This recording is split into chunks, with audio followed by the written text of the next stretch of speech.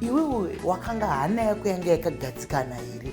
Nekuti kazhinji kana tichifunga zvemuchadenga umu tinongodedera pasina chativhundutsa. Ichokwadi. Iwo ndofunga wondosaka vemauto vachiti vanoda munhu anenge ari between 18 and 23. Nokuti makore yawo hana yakuzoshuva inenge isingachike zvakawanda.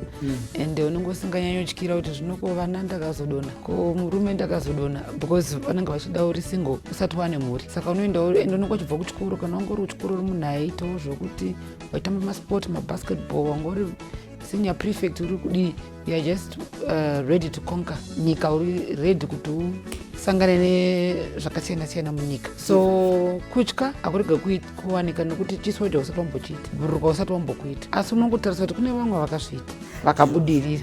Saka ndingakonewo here. So ndomatangira ndikaiti aiwa uri chidadiso. Ndinoziva kuti uri mumwe kana kuti ndiwe wekutanga. Ipapo ndibatsire, uri mumwe wekutanga kana kuti ndiwe wekutanga. Saka patakatanga kosi takatanga takati tine vamwe vasikana vanga varipo asi patakazopedzisira ndanga ndiri mumwe chete akazokwanisa kubudirira.